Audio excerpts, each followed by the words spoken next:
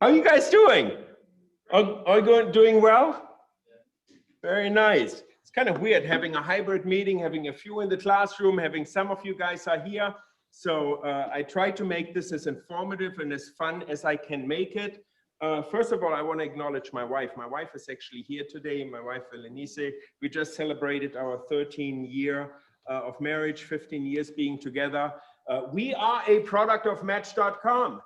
Believe it or not, as an executive, we did not have much time. She didn't have much time. And so we actually met online, and I was blessed that she actually stuck around for me. And I'm just smitten by her that she's actually here today and seeing a presentation in regards to leadership. Leadership is really everything. Everything in life is about leadership. If you just think about leadership out there, it starts actually in your family, right? And it starts in your community, and it goes into your business, and then it is your legacy. You know, have you thought about your tombstone? What's going to be on your tombstone? Have you thought about the front of your tombstone, but also the back of your tombstone? The front of your tombstone probably has your first name, your last name, your date of birth, and when you died, and on the back of your tombstone should be your legacy. So what is going to be your legacy? Have you thought about what legacy you're going to leave behind as you are part of this executive program and as you are leading people and as you are helping others? So I wanted to take you on a journey of leadership as I experienced it in my 30 plus years in the hospitality industry. Siri and I, we kind of talked about it. I said like, hey, listen, what do you want? Because I didn't know what to present. Every time I speak to you guys, I try to present something different in order to make it interesting, because then the videos are being reshared over and over again, right? And so, someone at home has mentioned that we, I'm just going to switch this over. I feel so bad. I'm going to move these guys back here, and now we're on the right slide here. Perfect. Yep, there we are. There we go. Thank you. Sorry there we go. That. So anyways, leadership has just many forms. And you know, when you think about leadership in general, I want you to think about this. You can either sit at the table or be on the menu. Again, I'm in the food and beverage world, I'm in the hotel world, but think about just that simple sentence. You can either sit at the table or be on the menu.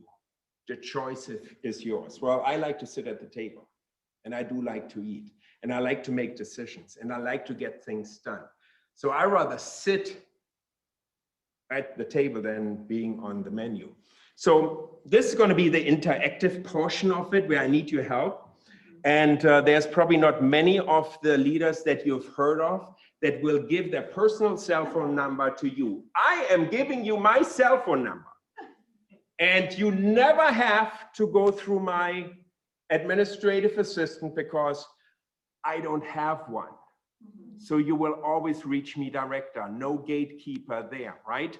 But I want you to think about this one word that personifies you as a leader.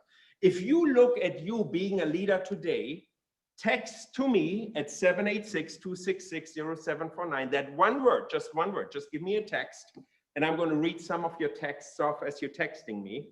Great. What kind of leader you are. So just text me what kind of leader you are. Servant leader, easygoing leader, learning leader, visionary leader, inspiring leader, inspirational leader, servant mentally leader, servant leader, servant leader, servant leader, sticker. What else? What else do you have? Come on, hit me. Servant leader, stubborn leader. I like you. 954-8017-864. Yeah, oh, gotta love it, right? You're just gonna get it done, right? The strategic leader, transformational leader, empathetic leader, listening leader. God gave you what? 2 ears and 1 nose, right? And 1 mouth? Absolutely. What else? What else do you have? Hit me again with something. I'm taking notes. Oh, note-taking leader. We have a note-taking leader. So anyways, as you can see in your life, you're somewhere right now in your leadership where you think, right? Relational leader. Oh, this is a good one. Relational leader. Good one as well. You know, as some of more of them coming in, I'm going to talk about this.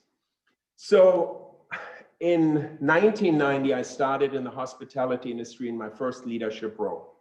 And the first leadership role that I actually had was at the Marriott's Bay Point Resort Village in Panama City Beach, Florida, up in the Northwest Panhandle. And it was actually really interesting. I just got fresh out of college. I'm a Jayhawk, University of Kansas. And so I came down to Florida and I tried to figure out, well, what am I going to do? And I wanted to work in the hospitality industry because I really felt comfortable there. But I had to start somewhere. And so my leadership style at that point was not defined, right? I really hadn't defined it yet. But as I was given my first leadership role, I kind of felt like I wanted to be friends with the people I'm going to be working with, right? I took a laid-back approach on this. This leadership style is kind of called laissez-faire leadership, right? I wanted to get my team to work hard as we are working together on big subject and issues. The resort that we were working at had 300 plus rooms, had 1,100 acres of property, had 2 golf courses, 12 tennis courts, 2 marinas, 7 restaurants, 4 lounges. It was massive and a residential component. However, because it was so young and so new, we had not established ourselves in the hierarchy of success. And Marriott had 25 resorts at that particular point. And so we were striving to become one of the top resorts. So the goal was somewhere to become number 5, number 2, number 3, whatsoever, right? So I had the privilege of working there for 5 years. And eventually we became the #1 resort in the Marriott system of the Marriotts that they had. And we really focused on the customer service component. And my leadership style was interesting, right? I really wanted to take good care of my people. If they needed something, the answer is yes. What's your question? I wanted to know what they need so that I was actually there for them and I took good care of their needs. If they needed additional training, if they needed tools, if they needed products, if they needed to have a know-how, if they needed to have education, I was working on this. So it was always a yes, I can. And then I really focused, because we were a new resort, right? We kind of had to build teams, but we also had to work on our employee satisfaction, right? And making sure that when you perform at such a high level of degree of satisfaction and performance for the customer, you needed to make sure that you had happy employees, right? And so that was very important for me, that I saw my employees more like a bank account, an investment, right? Have you ever gone to your ATM and withdrew money where you didn't have any money in? Doesn't work very well, right? You need to invest before you withdraw, right? So I needed to invest in my people first, my team members, in order to move forward. Now it's interesting, I have a cautionary note here. Just be careful that your team doesn't mistake your casual leadership style with apathy, or they may not stay engaged, manage their time well, or lack of sufficient direction or knowledge to do their job right, right? Because they think, no, he's kind of laid back, he's laissez-faire, you know, we can get away with murder and that sort of thing. You still need to have an accountability component in. While I was a young whippersnapper at that resort and a first-time manager and a first-time leader, right? What you do is you watch others and you watch other leaders. So at the same resort, I watched my boss, who became my mentor. He's still my mentor today. He's went along my journey the entire time. His style was bureaucratic. He was a 20+ year Marriott veteran. You know, as you know, Mr. Marriott grew up in the Navy and everything had structure, organization, checklist, get it done, right? So was Bob Mercer, my boss. And when I watched him, you know, I saw him doing the first staff meeting and I was sitting there, I was breaking a sweat. I'm sitting at the first staff meeting with all the other leaders and he's going through the agenda, but it was like a machine, right? He was a stickler to rules, you know. If we want to do it, we want to do it right. If we want to get something done, we want to make sure that it's noted, it's checked, that it gets checked off, it's going to get done. He wanted to make sure that we had standard operating procedures. You wanted to make sure that the process was clearly defined amongst the team members so that they knew how to get from point A to point B, whether it was a check-in, the checkout, the service in the restaurant, whether it was housekeeping, whatever it may have been, right? It needed to be defined, it needed to be a standard operating procedure, it needed to be a role. You know, the interesting part with his style, he really didn't have much of a gray area. It was either this way or the highway. There was only one path to success. And it was really interesting to watch him, right?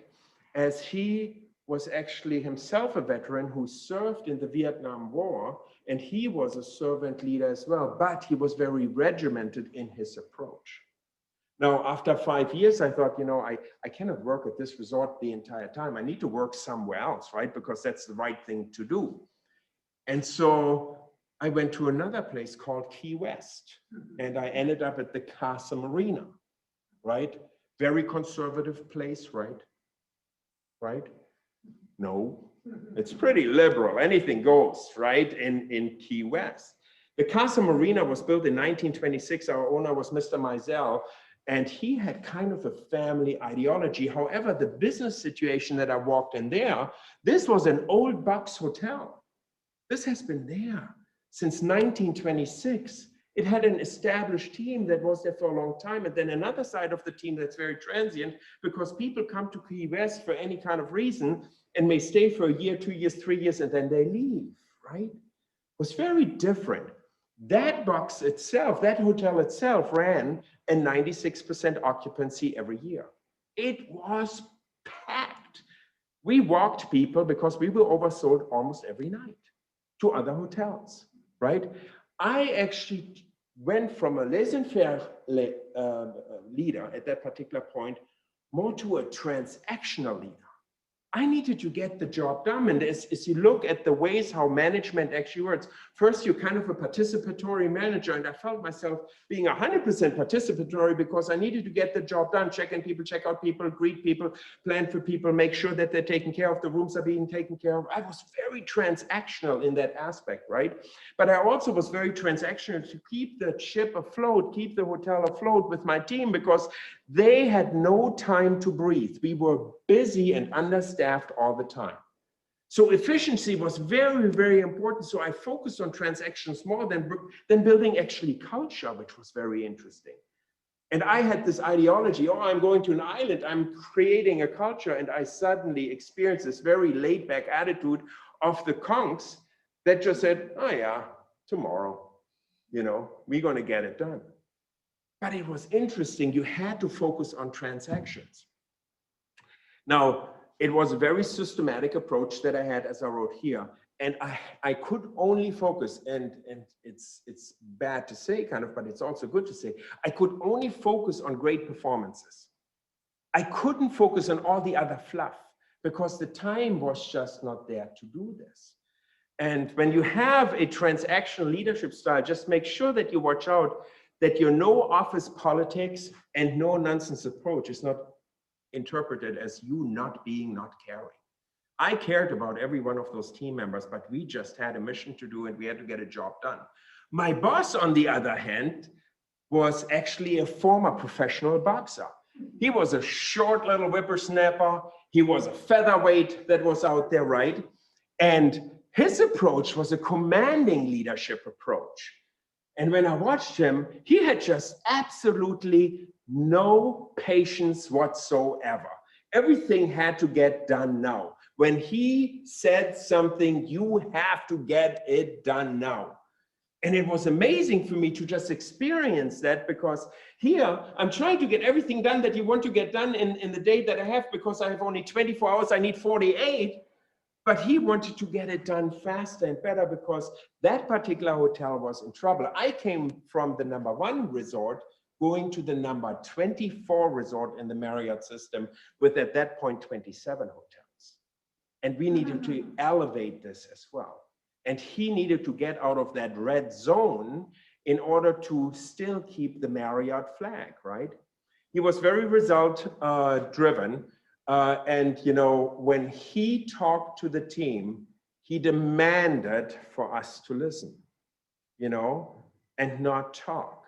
It was interesting, you know, It's kind of an approach that sometimes you have to watch out. Are you going to be alienating people actually along the way while you do this, because you don't really care what others say because you know already what the mission is? And he was a veteran in the hospitality industry. So he has gone through everything that we have already gone through. So making sure that the stakeholders and are being taken care of, disregard any interpersonal relationships. We didn't have time to have any interpersonal relationships because, to be very frank, after a day's worth of work, we wanted to go home and recuperate because we got beaten up so bad at the job. Whether you were the leader or whether you were a soldier, it didn't matter. You know, a few words of encouragement or praise can work wonders for team morale, engagement, and productivity. It took him a long time sometimes to just jump over that particular line in his style and create that positivity. Thank God he had a human resource director that actually focused on that. And she was the one that put out those little nuggets and made sure that we got the TLC that we needed to take care of it. Well, after I got my rock fever and I needed to get off Key West, I went to Miami Beach. And so here was a different mission that was in front of us. We had a hostile takeover of a hotel, of a resort that was being beaten up by the owner and drained literally dry for years because he wanted to just set it up to sell. And Mr. Cohen just finally got with the Davidson Hotel Company. We purchased the hotel, and on December 4th, we took it over. Hostile takeover, the staff didn't know that we were coming in, and we were going to be the new owners and the new folks coming in. It was the Radisson Deauville Ocean Resort at the 6100 block of Collins Avenue in the Mid-Beach area. And it's really interesting, actually. That box had 545 rooms and had a condo component. We slowly but surely bought back all the condos, but this team that I inherited was so beaten up. They never got their tools, they never got enough linen, they never got enough staffing, they never got enough training, they never got enough support. So you walked into an organization where you had a demoralized team. And somehow we had to build this team up. I ended up to be the resident manager at that property. And so we started from scratch. And my approach in leadership was more an affiliate type of leadership, where I really focused on the emphasis of teamwork. Rah, rah, rah, how do we get this going? We just knew the people. We love you. We love you. We want you to stay. Don't run away because we're the new guys. Nobody told you we were coming, right? But we want you to stay. And we're going to give you everything that you know, and encourage the collaboration between the departments. Even the departments had fought against each other because, hey, listen, why are you not getting the rooms ready? Because I have people wanting to check in. Well, I don't have linen in order to check people in. The linen hasn't been delivered yet. You should have a par 3 level, so you never have to wait for linen. Well, the owner didn't want to pay for the linen in order to get us checked in. So it was just really a crazy situation that we're in. Suddenly here we came in, and whatever question and demand the staff had, we answered with yes, and we delivered. They needed a par 3 level of linen, we delivered it. They needed to have a newer product, we delivered it. We cleaned up whatever needed to be cleaned up. For the first month, to be very, very frank, when we took over that hotel, we were not allowed to eat in the restaurant because it was so dirty. It was a dirty diner. Right? It was, our leadership said, you are not allowed, we buy you extra lunch at other restaurants in the neighborhood until we get our act cleaned up. So again, focusing on all the conflicts that we had to battle with and finding resolutions, the best way of doing it is by helping others with those solutions. So our team became actually our think tank in order to help us out and become better. We had to improve morale, right? Everybody was beaten up. So as we were also bringing new team members in and we trying to elevate this particular property in regards to performance, we needed to make sure that we really took good care of them. And there were different strategies that we put in place in order to improve morale. But the biggest focus was communication, communication, communication. Don't lie to them, tell them the truth, tell them how it is. If it hurts, but tell them the truth, what it is, but always follow up with a solution. That was important. We had to increase the amount of trust that they had for us when we were coming in. Now, it was very interesting when I looked actually at my boss at this point. He was a former NFL player, and he had his own leadership style. He was a charismatic linebacker. This is not a linebacker, by the way, on the photo, right? But he was a linebacker. He was a tank, huge smile, beautiful baby blue eyes. And I mean, this guy could sell ice to Eskimos. He had that kind of a charismatic nature about it. His style was all about him, actually. It was very interesting. He wanted to be the face of the organization, and he wanted to make sure that this property that had an average rate of about $41 a night, and we want to elevate it to $300 a night as an average rate, right? He wanted to make sure that he was going to be the one that's going to be the flagship leader of our company that transforms this kind of a hotel. He had by far the most amazing personality. I mean, he was like a magnet, right? When he spoke, you just clammed onto him, you know, and you were just listening to how he was talking and how he was presenting himself. He really was always far ahead of us. We were still putting out fires while he already had not only planted the seeds for the next forest, he had already cut the woods for the next forest already, and we haven't even been there yet, right? That's just how he was. And his power of persuasion was great. We noticed that he had no desire to be really involved in the operation. The operation, he left it up to the leaders, but his charismatic type of approach was really great to sales. So we converted the boardroom in the sales department, made it into his office, and we just shoved him into the office with all the salespeople so he could be there, and we just were focusing on the operation while he was selling the property and entertaining meeting planners and that sort of thing. Really charismatic guy, you know, larger than life. Now, after I worked at the Deauville, I left Florida, and I made a big mistake going out of Florida to Baltimore. I made it for about a year, 3 blizzards later. Yes, I came back to Florida. You don't have to get any anxiety. I did come back to Florida. But this property was interesting. This property was one of the first properties that Marriott actually had franchised, had been franchised at that particular point for over 40 some years. And it was red flag. Red flag means that Marriott has given you a letter and said, like, we're going to take down the flag, because you're not performing, you're not bringing in the customer service results, your product is not right, you need to have a property improvement and that sort of thing. So I was asked to come in there, and I realized that my approach that I had before, the affiliate one that I had, I needed to change. I needed to become more coach, because the team that I inherited, they had been there for a long time. Like the bartender had been there for over 30 years. Right? So when you have such an ingrained staff already there, you had to change your strategy. And it was interesting. I became more coach in sitting down with them and say, like, listen, here's where we are. We are red flagged at this particular point. How do we get to the green zone? I didn't want the clear zone, and I didn't want the yellow zone, even though it would have been perfectly acceptable. I wanted the green zone. So when you set your expectations as a leader, make sure that you set your expectations always high, right? Because you might not always get there, but boy, do you get close to it, right? And so encouragement was a big piece of it, and say, like, listen, guys, we're going to be able to do this. There's not going to be another flag than Marriott on here. Marriott is going to be it. And it was really about inspiring the team. And everybody had to be involved in that particular inspirational journey and investing into our employees and taking good care of them and providing them the guidance that they needed. We needed to, at that point, define everybody's responsibility. You have this task, you need to execute it perfectly in order to get us to this point.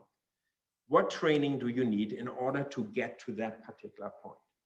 And so we built those training modules for them and got them the training to need to really excel and work really well. It was interesting. We seeked a lot of input from the team members. What were some of the stumbling parts? Tell us the history about the property. Why did we actually fall down to a red zone type of a scenario?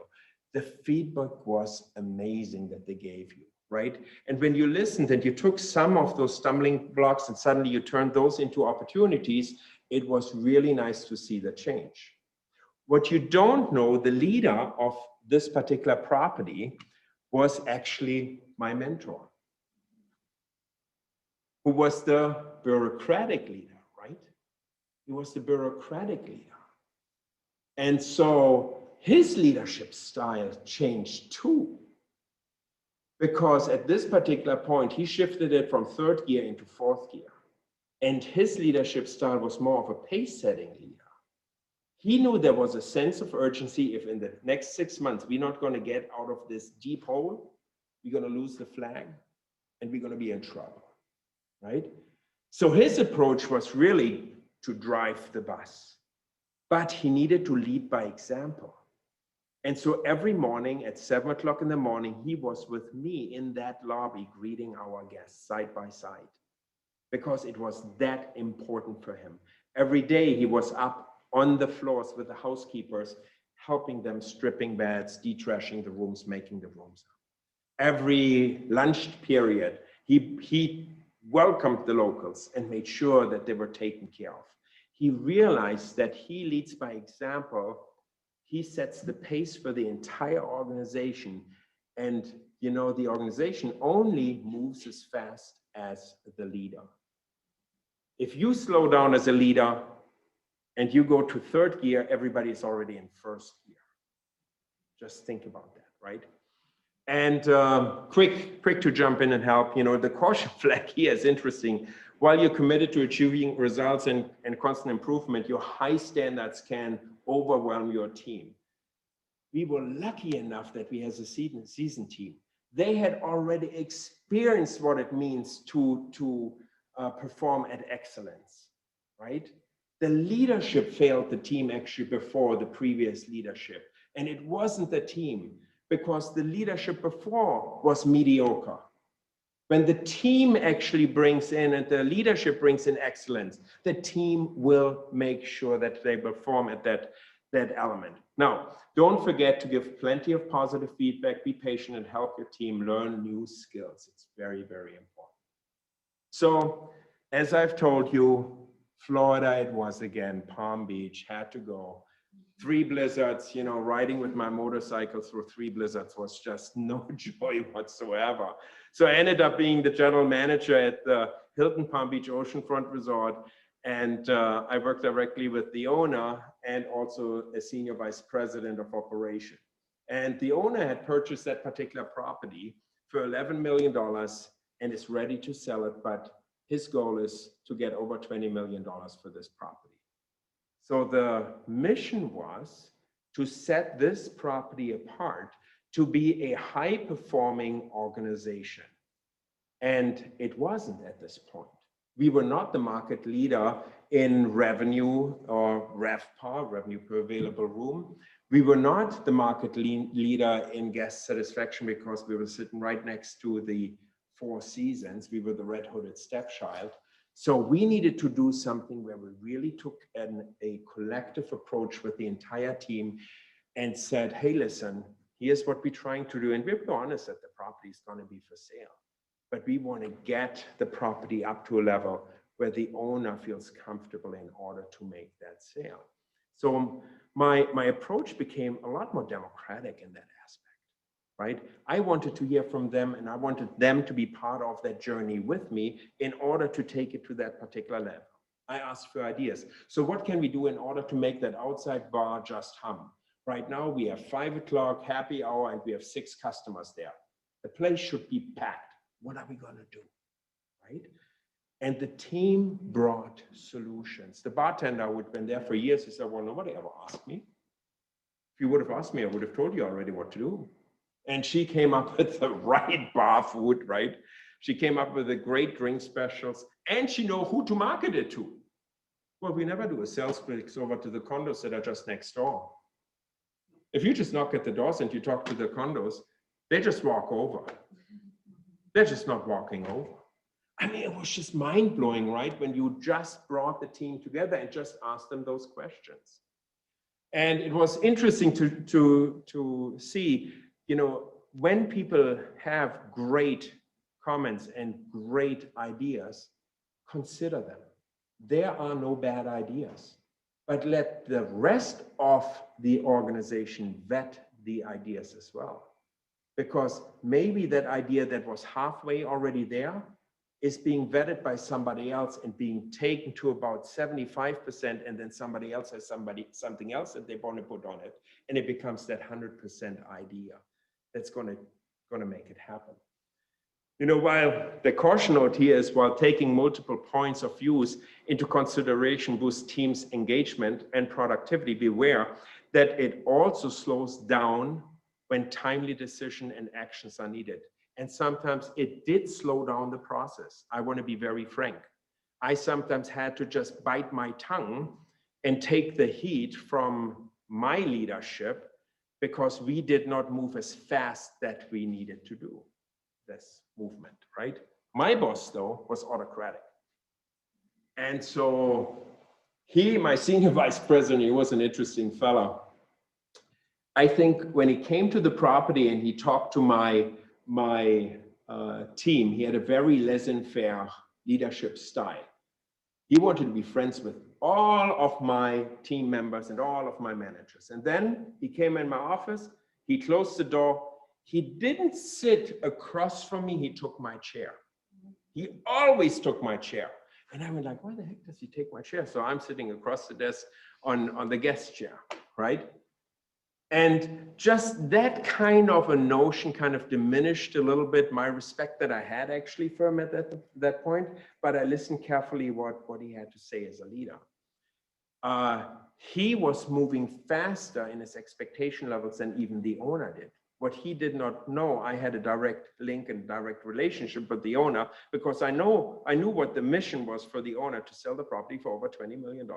And hopefully we're going to get this done in a year or so, right? And he required swift actions. And then when we had our weekly conference call with the other 10 general managers, he was really somebody that just did most of the talking. And his autocratic leadership style did not require a lot of input actually from others. And I think he could have served himself much better if he would have asked for this amazing group of people that were his GMs at the other 10 properties to ask for input. He did assume responsibility when something went wrong with this region. He put his neck out and he said, I screwed up. That was a great trait that he had. But he kept us all task-oriented. The due dates were clear. Actually, they were crystal clear. You are not to miss a due date, right? So when you have a leadership style that's autocratic, you have to be careful because just make sure you're not missing out on valuable input from your members. That was a big miss that he had, I felt. And making unilateral decisions without really hearing whether he could have protected the entire team or his assets that he was managing at this point. The good news is we did sell the property for $23 million, right? Which was success. So then about 20 years ago, I joined a club called the Fisher Island Club. And Mr. Melk was the owner, richest zip code in the US, an island of billionaires, high expectation levels. And Mr. Melk wanted to sell condos on the island and had a service component, which was a hotel and a resort. And the island was private, so guests were not allowed to come on the island. If you were a guest of a club member, you were allowed to come on the island. So he wanted to pivot because he wanted to sell new condos between the price of $5 million to $24 million a piece, right? And he needed to have these potential buyers experience the club, but somehow he needed to get people onto the island without having to beg members to invite people onto the island because he wanted to build buildings, right? He had all these vacant lots that he needed to build. So his vision was clear. And when we looked at how we had to pivot and we had to now create an environment where we brought actually visitors on the island, and we needed to build up an inventory. So I got a hotel rental pool of condos. And smaller condo went for about 1,000 a night, a larger condo went for about 10,000 a night, right? And so I got this condo pool engaged, where suddenly we had this awkward situation, club members that invested $250,000 of their equity membership, plus their $120,000 of their annual fees, plus their condo association fee of another $125,000, mingling with somebody that just pays $1,000 a night and enjoying the island and sitting next in my restaurant, one of the 7 that I managed and one of the 4 bars. And how did we make this happen? My style changed. I became a visionary. I had to tell the vision not only to my staff, I had to tell the vision to the members that were there as well. I had to make them part of my solution, because if I did not make them part of my solution, they were going to be my enemy. They were going to make my life hard, right? So I used the same approach of Mr. Melk, who was a visionary. He was like way out there, right? Crystal clear what he wanted and how he was going to build it. But I had to change my style as well, because I had to be the mouthpiece to tell the members and the staff how we were going to get there. So it was clear that we had to create a vivid picture. The end goal was absolutely clear. We built one tower after another, and eventually we hooray when we had that $24 million condo sold, which was really awesome. Was the top floor, entire top floor. And we had to be inspirational for these team members, because when you serve customers at that high of a level, $1,000 to $10,000 a night, the answer is definitely yes. Fun little tidbit, Mr. Potemkin from Potemkin Dealerships, he was one of our members. So his kids had a birthday party. He came to me and said, like, hey, listen, Heiko, I need your help. I said, what do you need, Mr. Potemkin? He said, like, it's my girl's birthday party. Ah, I know. It's coming up there in a couple of months, right? Yeah, she wants to have an elephant. I said, yeah, I mean, we can go to a toy store and get her a really life-size big one. He said, no. She wants to ride an elephant. So we ended up actually going all the way up to Atlanta, where there was a circus. We brought in a trained elephant over the barge and had an elephant actually for the birthday party. We made it happen. It was great, you know? The answer is yes. But when you deal with that kind of a level of expectation that you have to start thinking out of the box. At the end of the day, folks, it's only money, right? So anyways, inspiring the team is important. Coming up with new innovations, right, to make it great. So much of the new innovation or the ideas came from the club members. And when you suddenly made a club member being the one that came up with this great idea, and you tell everybody, oh, no, Mrs. Hildebrand, she came up with this idea. I mean, you know, polo on Fisher Island, absolutely. Stumping the divots and having a head competition, Mrs. Hildebrand, I mean, it was her brainchild, all of it, right? And it worked out really good for us. Caution flag here, as long as you achieve your goals, how you get there is secondary. It truly is. Sometimes we thought we were going to go from point A to point Z in a certain way. Didn't happen. We had a lot of side streets that we had to go down in order to make it happen. So your team is free to experiment, take a few risks, and be creative. Make sure mistakes do not become costly. Trust me, when you deal at that level, costly becomes something that could be detrimental if you don't watch out. Every one of those members has a lawyer. I don't know how often I was told I'm going to be sued. Just one of those things. I said, okay, it is what it is. You know, again, you're protected by the company and the club, and there were certain bylaws that protected you as a staff member. So when I got from Fisher Island, I went to the Renaissance 17th Street, and that was in Fort Lauderdale. The business situation of that hotel was different. HEI Hotels and Resorts just picked it up, They saw a huge opportunity. They purchased it at a very low price.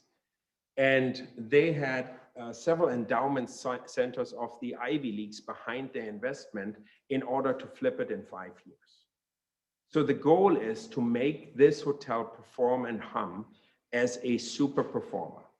So I had to become a transformational leader because this hotel was underperforming. And I realized as I was diving in with my team, we realized that it was underperforming because we didn't put all of our eggs in various baskets. We had one egg in one basket and thought that just brand M, which is Marriott, was going to bring us the business. Well, that didn't happen.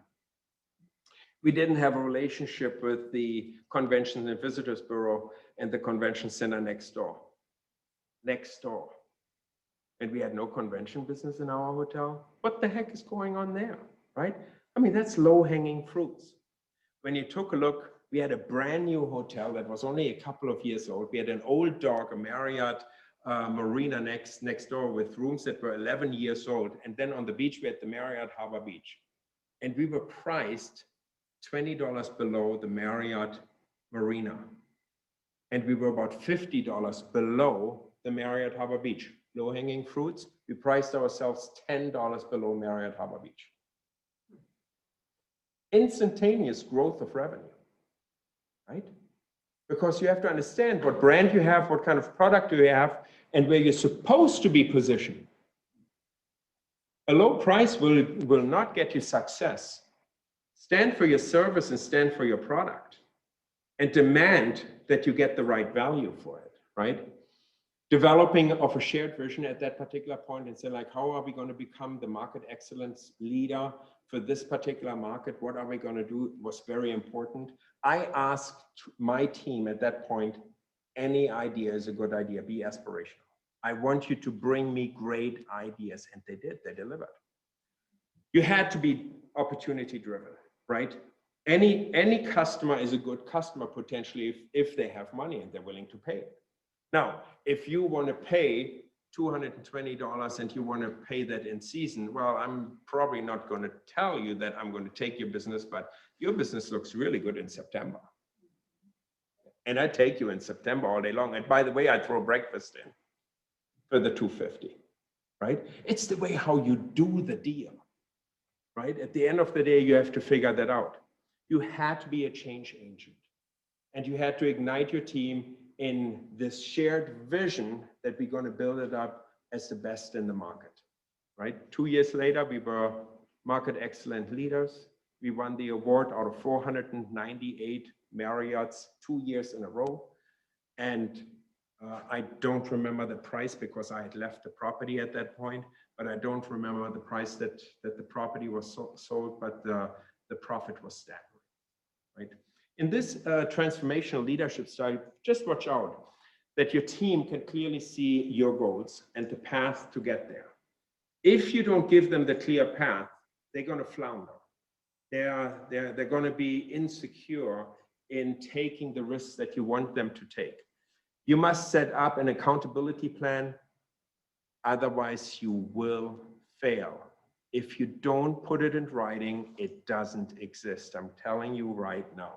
If you just say it, but you don't write it down, it doesn't exist because everybody pleads the fifth or has suddenly amnesia. And I said, I have no idea what you're talking, right? So then I came to the last property. I don't even know where I am on time. I'm okay. I think you're good, 5:20. Okay, we're good. All righty. So the last property, folks, my style kind of evolved from my being 6 years old. At the age of 6, I was part of a folklore club in Germany. And part of our engagement was leading by serving others first. And so it's funny how life goes around. And giving back was really a very important aspect in leading this team at the Riverside Hotel and the Las Olas Company. We just got out of 2008, Great Recession. We all were licking our wounds and we didn't know whether we were going to survive. We've bleeding red forever for 2 years already. And when I joined the team in 2010, we were in hyper survival mode. And there was a hiring freeze. There was a 25% wage decrease on everybody. The team was demoralized. And at the end of the day, I had to take a philosophy that I instilled the servant leadership culture within the team there by investing in every single member of this team and lead by example and be with them at all times. And you cannot lie to your team. The moment that you lie as a leader, you are dead. The lies will come out. You have to have just an incredible degree, high degree of integrity and sincerity. It is very important. Make sure when you are setting up your goals that you also supply your teams with the tools, the needs, the know-hows in order to get to those goals.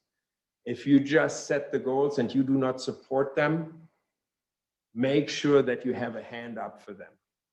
Make sure that you invest in them. Make sure that you lead them and serve them, because they will then serve others down the line. Provide always what they need, always, you know, and just don't say you can't do it. Figure out a way to do it. There's more ways than one to get to a goal. And ask for help, ask for input. It's important on an ongoing basis when you are a servant leader to do a reality check with your team. I have 5 weekly one-on-ones with all of my leaders, and I do my MBWA. Anybody know what MBWA is? Management by walking around, right? MBWA, management by walking around. You got to walk around. You got to check on your peeps. You better know the personal life of your peeps. If somebody goes through a personal health situation with their aunt, you better have some compassion. You better be there.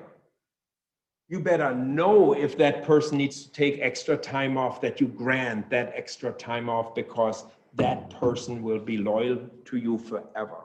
No wonder that at my hotel, our staff have been there for 10, 15, 20, 25, 30, 35, longest working employee, 50 years. Right? Just think about that. Now, there are some caution flags with this as well. You may struggle in hierarchy organizations where leaders are expected to be particular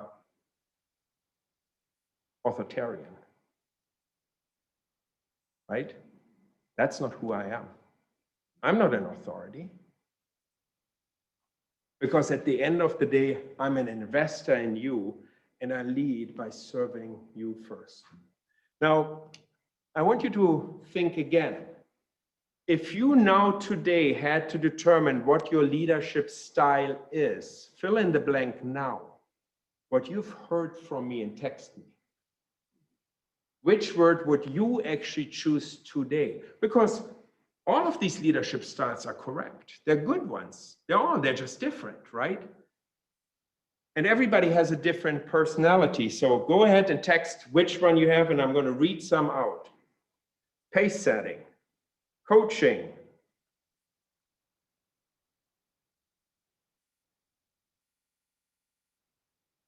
still waiting.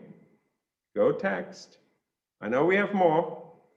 Oh, here they come. Coaching, servant at work, flexible, servant smile, visionary at home, servant at work, laissez-faire, adaptable,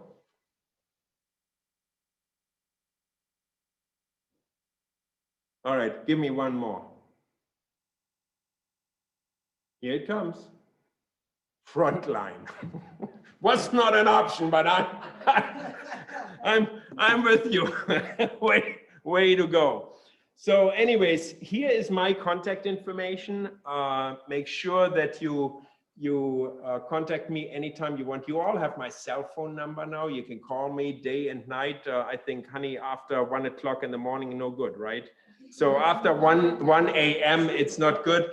This PowerPoint presentation will be sent to you. Siri will actually do this. And then I really would like to hear from you what kind of questions you actually have. What do you really want to know?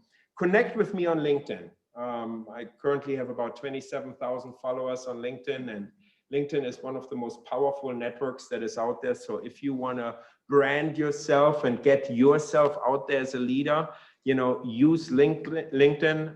You will find me on LinkedIn at The Servant Leader.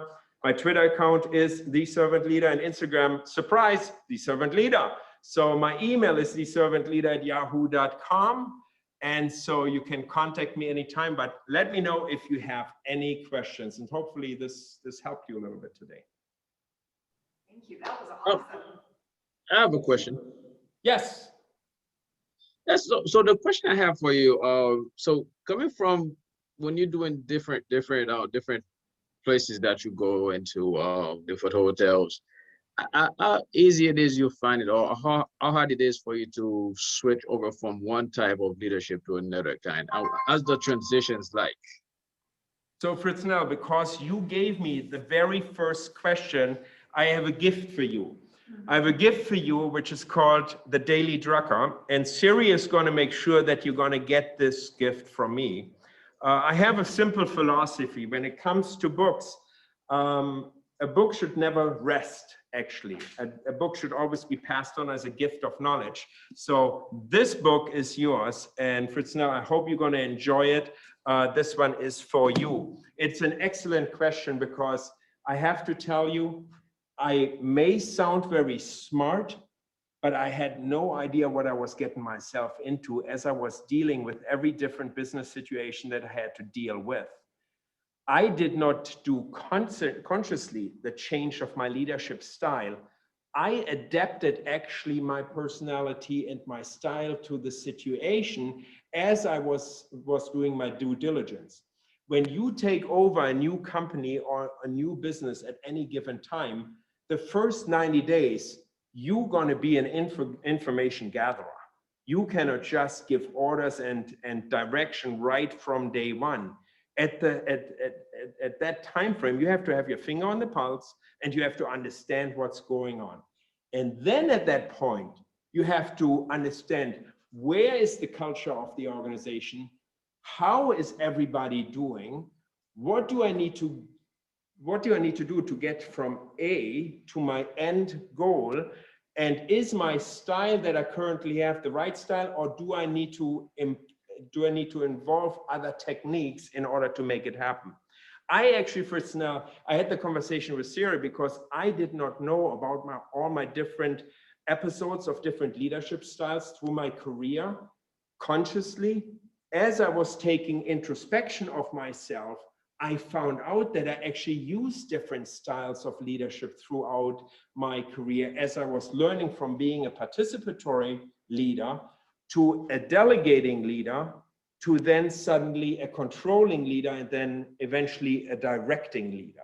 So it kind of evolved. It was like an evolution, Fritznell. So hopefully that makes a little bit of sense. Can you show everyone the book here again?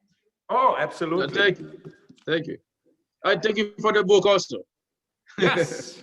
And remember, after you read it, you have to pass it on and you have to put your name in the book. Promise? Absolutely, promise. God bless you. All right, you had a question. So that was kind of my question too. It seems like you've evolved Yes. into a servant leader. Looking back on your career, I'm thinking about Key West. You were so busy. Right now, you're so passionate about taking care of your people. And back there in Key West, you were so busy, you couldn't take care of your people. You guys were struggling to see them on staff. So what would you do different now with all of your experience? Would you bring some of your servant leadership style to that experience? And how would you do things different? Very good. And your name is?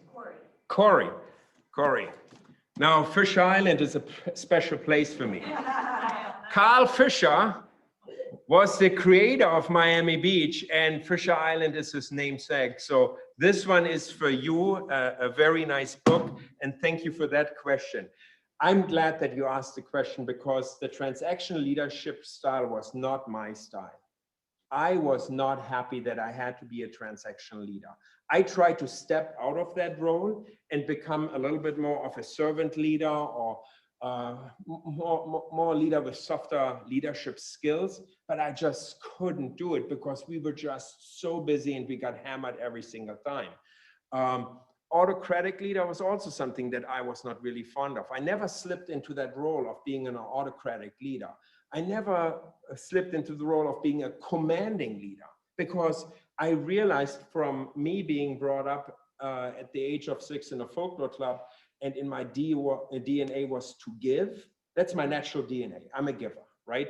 And that's why the hospitality industry just works perfect for me, because at the end of the day, you are a service person, right? If you take, like Mr. Marriott always said, if you take good care of your people, your employees, they will take care of the customers, right? I still have that philosophy. And the only way how I could take care of the people in Key West, my employees, is by being there with them on the battlefield every single day and getting the job done. But I didn't have the time to do the other things that would have evolved me into a greater leader. Second of all, I was a young whippersnapper. I wasn't even 30 years old at that particular point, right? I was like 5 years out of college, and this is my second big gig that I had. And Corey, I have to tell you, I had to really find myself afterwards, because I needed to get off the rock.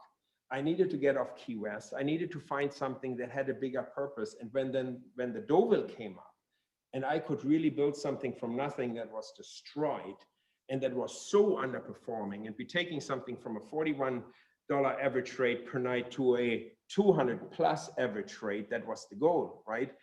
That was much more fulfilling because I had more time to do it. But we were walking into a cash cow at the Casa Marina, and we're printing money. So great question. Can you show us the book again? Okay, sure. Carl Fisher, the pace setter. Great read, by the way. This is a great read. All right, off we go. Any other questions? Yes.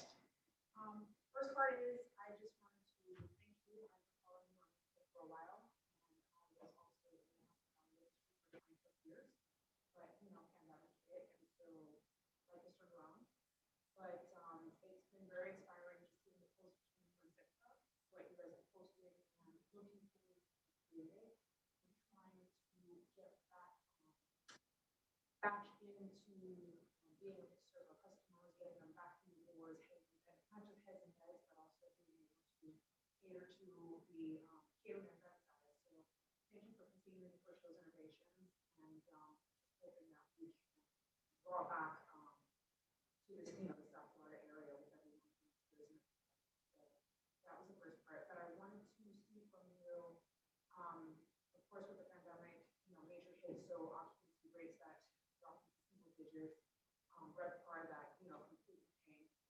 And although I was down a little bit down the street at the Diplomat, just trying to see where a year later where your hotel is in relation, and how you see that continue to, if it's trending positively upward. The many hotel employees that are throughout South Florida. Very good. And what's your name? Elizabeth. Elizabeth, I have a great book for you. It's called The Tipping Point. Great book, by the way. Everybody see that? Yeah. Yes, it's there. Tipping Point. Elizabeth, this one is for you. So Elizabeth wanted to know about the hospitality recovery right now and where we are in the hospitality. We are getting spanked.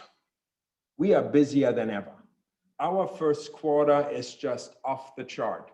We just finished our March in Broward County at 80% occupancy. Our restaurants are all having record numbers, even with 50% seating. We have record numbers. We are currently in our industry in a very interesting conundrum. We have a hiring crisis on one side, because there's a lot of folks that are not ready to get to work yet, because they have unemployment support, benefits, that sort, from the state and from the federal government. Some folks do not have a vaccine yet, so they don't feel comfortable getting back. Some folks like you, the dip has not opened up at this particular point. Hopefully summer, you guys gonna open up. I hope. Hopefully you guys gonna up. Lawrence, when you watch this video, you better open up the dip. So anyways, that's her boss. I just want to make sure that he knows that. But it has been just incredible. The other side is a labor deficit. The hospitality industry for years now has had a labor deficit. In pre-pandemic, we were about 25% labor deficit. And we are struggling finding folks to come back in the hospitality industry and work in the hospitality industry. So we have to broaden our spectrum right now in the hospitality industry and looking at different opportunities. We're looking at folks with disability. We're looking at high school students right now, bringing them in, getting them into the hospitality industry so that maybe that 1 year that they're doing kind of an intern is going to be a springboard to maybe come to FAU and do a college degree, or they're going to take the other route. So you can take academia, or you take the other route, which is maybe a VOTEC school, right? I was really good. I was never a brainiac. I'm not, as you noticed, I'm not the sharpest tool in the shed, but I can build a shed. I'm really good at building a shed, right? I was always good with my hands. I mean, my wife will tell you I'm a handy guy. You know, I love building just stuff, right? But eventually we're going to come back. Business transient is going to come back probably by the end of the year, Q4. Convention business is going to be back Q1. We are already blowing the forecast from Smith Travel Research out of the water. They had forecasted, I want to say 60% for March for Broward County. We ended up at 80. During the summer, we're going to run a 70% occupancy. There's such a pent-up demand. People just want to travel. I think people are just tired being at home. Hey, are you guys tired at home? Because it's 5 o'clock, you all should be having a drink in your hand, and nobody would even watch you if you had a drink in your hand, right? But we're all tired, folks. We're all tired. We want to get out. We want to do things, you know? I tell you, when I got my first shot of my vaccine, I just felt liberated, right? I felt like I felt good again. My wife and I, we just talked. I mean, we just feel great. We want to conquer the world again, right? Cruise business will come back in the latter part of this year. It's going to happen, right? So really good question that you have. Any other questions? I have a question.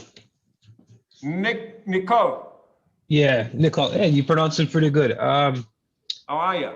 I'm doing well. How are you? I'm doing great, man. So I kind of have a couple of questions. So I spent some time in the military, and as most people know, usually you leave with pretty good leadership skills.